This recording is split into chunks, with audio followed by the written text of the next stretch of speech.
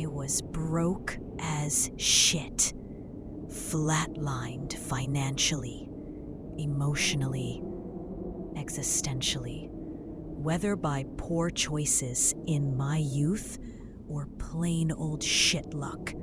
Life spat me out straight from high school and onto the streets. Drugs followed, rehab, then relapse. I drifted from couches to shelters to squatting in abandoned homes. Steady income? Never heard of it. So when I saw the email, I almost deleted it without reading. I figured it was just another rejection for one of my poorly written job applications until the header caught my attention. Dinner with me for $50,000. I'm not exactly attractive. Even before addiction wrecked the few good features I had, I didn't have much going for me. My eyes had sunk into my skull like they wanted to disappear. My skin had forgotten what hydration felt like. So this email? Ridiculous. I had no looks, no resume, no justification for being chosen. But I just left a shelter, and 50 grand was a dream bigger than anything I'd ever held. So I read on. It was from a domain I'd never seen before. shepardk@sendcompunctionfirm.com. The message read, "Dear recipient, I trust this message finds you well. I invite you to join me for dinner at This is not a romantic offer. You will be compensated handsomely for your time, provided you adhere to the following terms. Remain for the full meal until I pay the bill and escort you out. Do not pay for anything yourself. Wear formal attire. If you don't own a suit, one will be provided at the entrance. It will fit.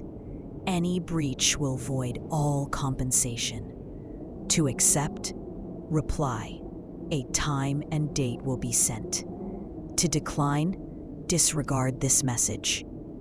Did it seem insane? Absolutely. But desperation makes fools of us all. The kind of fool that doesn't ask for explanation, just a fork and a seat. So I replied, "Hello, Shepard. Thank you for your generous offer. I accept your terms and will be there. May I ask a few questions about this proposition?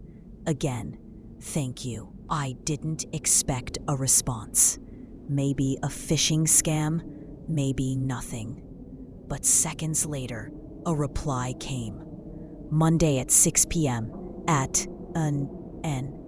Questions may be asked at dinner. Thank you for your cooperation. Sigh. More cryptic bullshit. That's when I gained the smallest amount of common sense and decided to look into whoever this guy was.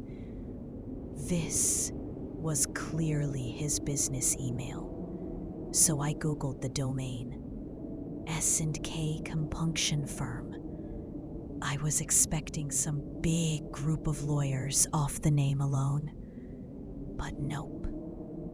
No law firm. Just a single office tucked in a strip mall. No products, no services. Just a photo of the branch manager. Despite the fact that the office barely looked big enough for 2 people, and the title implied multiple locations, yet I couldn't even find a second one. What did they do? Solutions. No specifics, just that one word. I thought about backing out. Probably should have. But when you've got nothing left, hesitance starts looking like a luxury. I had nothing to lose, so I took the chance. Between drug-fueled stupors and getting my ass kicked once or twice, Monday crept up on me like bruises do. Slow, unseen, then sudden. I didn't have anything formal, so I threw on the only white button-up shirt I owned and some gray slacks. Both had stains I couldn't explain, and no iron had graced their surface in years. Still, they were the fanciest clothes I had.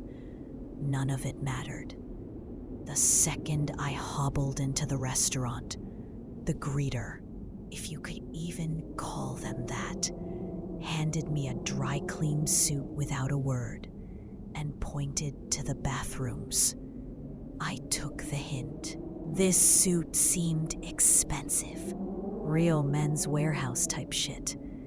It fit perfectly, just like the email said. Too perfectly, actually. The cuffs landed exactly at my wrist bone. The collar rested like it knew my neck's shape already.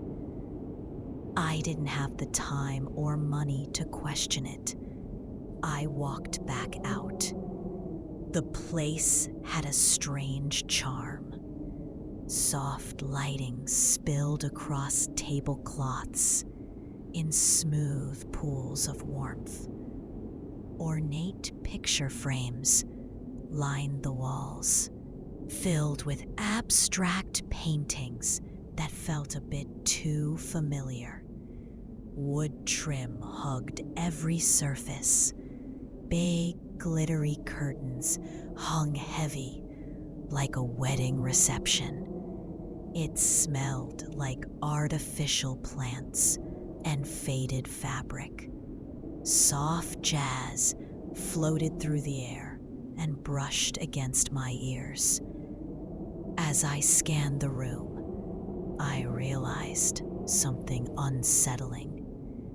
When I first walked in, there were at least 4 tables of people laughing and enjoying themselves.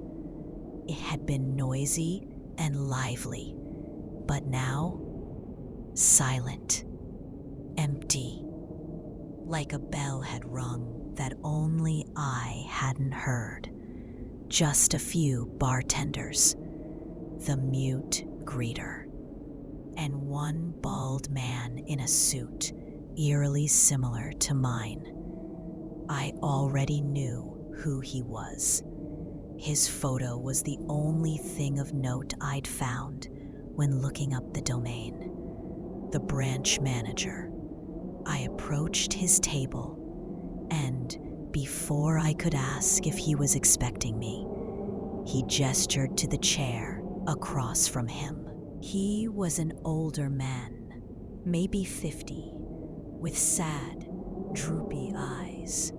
His nose was so thin and pointy, it looked like a shark's fin. He seemed to have no nostrils at all. His jowls fluttered slightly as he spoke in a soft, low tone. "Thank you for coming, young man. It's good to finally see you," he said, extending an arm for a handshake.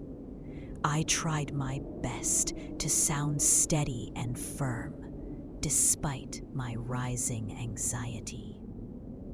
"Thank you, sir." The conversation that followed was surprisingly pleasant. The food was better than almost anything I had ever had. Decadent and strangely nostalgic, as if it had been made just for me. He asked about my childhood, my current working conditions, and my family life. Most of these memories weren't pleasant, but it felt good to have someone simply listen. I reached a point where I started letting my guard down. He never interrupted, never judged, just watched. Then he got serious. He grabbed my wrist just as I lifted my fork. His grip was ice cold but steady, and his tone dropped. What is something you wish you had never done? What? I was shocked by his sudden seriousness. He didn't respond. He just stared, still and waiting. I swallowed. I stole from my mom when she was dying. I was supposed to take care of her and protect her, but I spent her money on the stuff she told me to quit. Pause. A waitress appeared silently, depositing a small porcelain bowl before me. Inside sat a single seared scallop, resting on a streak of bright red pepper coulis, its color staining the white plate like the shame I carried. The scallop's tender flesh gave way to a flash of heat, a reminder that some wounds never fully heal. A whisper of lemon zest lifted the flavors. He nodded, no judgment in his eyes, only something quietly accepting, then stood and excused himself to the restroom. As he left, I took a breath and tried to shake off the moment. Then I noticed it. The chandelier above us had one more bulb. Just one. The light it cast bent slightly at the edges, stretching the shadows under our plates. I blinked, rubbed my eyes, back to normal, mostly. The jazz had slowed by a fraction. Notes now lingered a second longer than they should. He returned, looking subtly altered. His right side appeared younger and tighter. The left side remained unchanged. A crease near his mouth had vanished, and his smile felt less weighted. He asked again, gently, "What's the kindest thing you've ever done?" I told him about a homeless kid I had let sleep in my car on a freezing night. I didn't know his name and didn't want anything from him.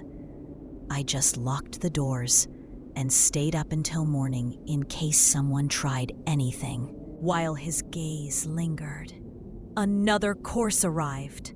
A hollowed apple cradled a warm butternut squash soup, its sweetness tempered by sage oil. The apple's crisp rim framed the velvety broth, echoing the way I had sheltered that boy from the cold. Each spoonful felt like a soft promise of safety in a world so devoid of it.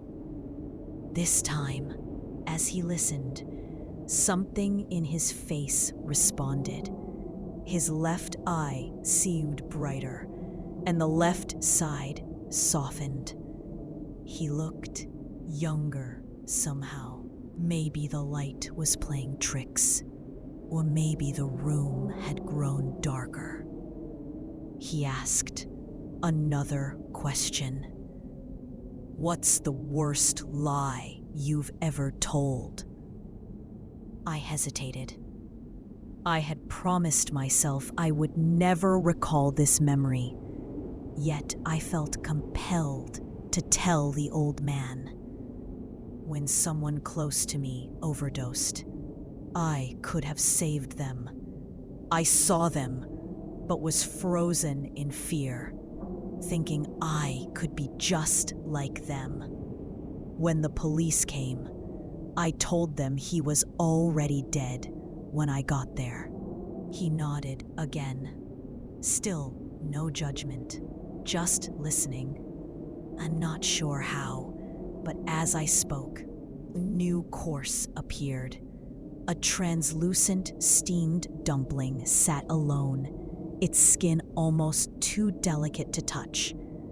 The moment I pierced it, a smoky chili broth gushed out, scorching my tongue with the sting of my lies. The gentle wrapper dissolved into nothing, leaving only the burn of a secret I thought I'd buried permanently. Pause. Then he stood and walked away, slower this time. His chair creaked slightly as he rose, and the floor beneath it curved outward in a way that made no physical sense. As I waited, I saw the wallpaper behind the bar begin to bubble faintly, like heat was pressing against it from inside. The curtains seemed heavier. The picture frames on the wall had begun to tilt, each at a different angle. Not much, but enough to notice, enough to make you wonder. The waitstaff didn't change plates. The glasses refilled themselves, and I started noticing something impossible. Everyone in the room had his face. Not exactly, but similar. Like a family of clones, degraded with each repetition. The bartender blinked with one bulging eye, and the hostess's smile sagged like melting wax. When he came back, the distortion had grown wider. His jaw was uneven, one side shriveled, the other taut as barbed wire. The contrast on his face was more than physical now. It radiated something deeper, like halves of a personality that couldn't agree. He sat, eyes scanning me as if measuring the weight behind my silence. I wasn't sure if he was evaluating my soul or just admiring the way panic settled into the corners of my posture. His voice arrived softly, almost reverent. What memory do you miss the most? It took me a moment. Not because I didn't know, but because I was afraid to admit how fragile the truth had become. I used to swim in Lake Michigan every summer, I said slowly. With friends, we'd throw ourselves off docks and scream about sea monsters and cold sandwiches. It was stupid, but I felt safe, like I didn't owe anything to anyone. Shepard's good eye glistened. A tear formed and trailed down the brighter side of his face.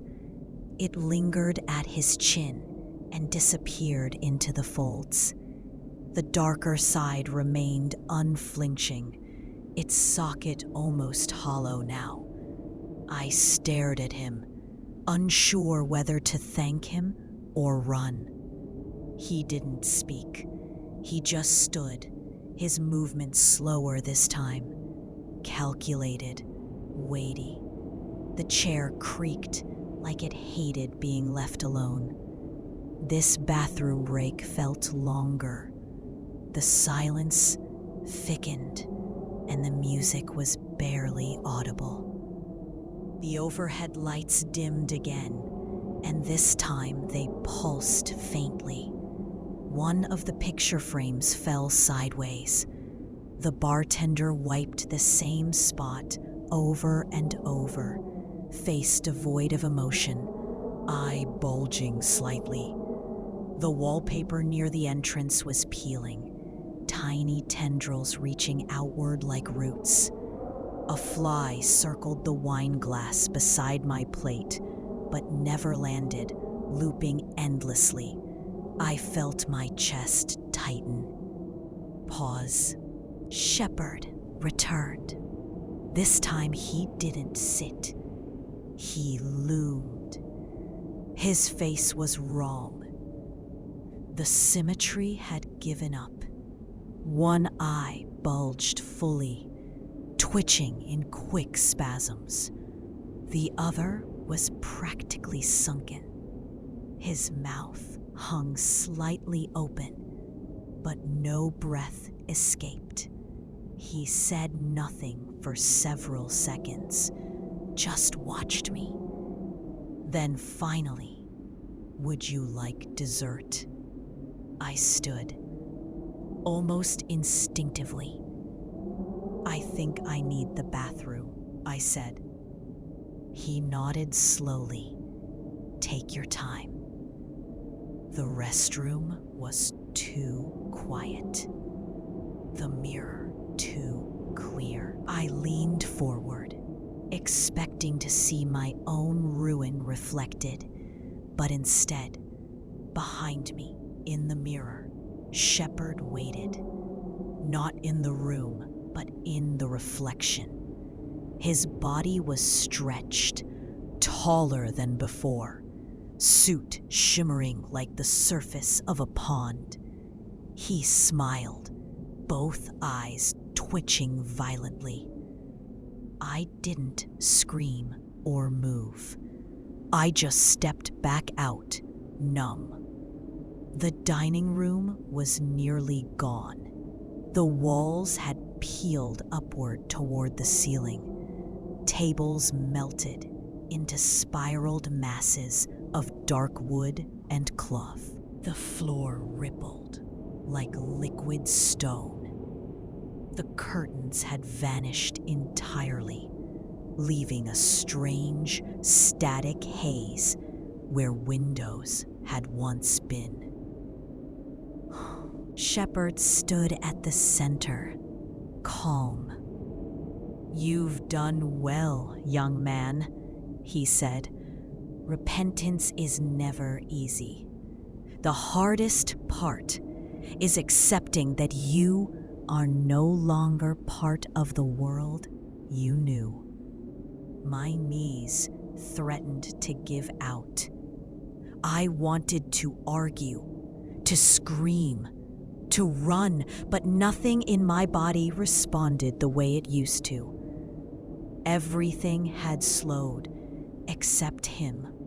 "What do you mean?" I managed to ask. He smiled gently, like a father comforting a child who had just asked the final, fated question. "This meal," he said, "is not payment. It's passage." "No," I whispered. "I walked here. I remember the shelter, the email." "You remember the drug," he said, cutting gently across my denial. "And the stall in the diner. You remember how cold the tile was. You remember how long it took for someone to find you." I shook my head, as if it might rattle the truth loose, but it didn't help. My legs wouldn't move.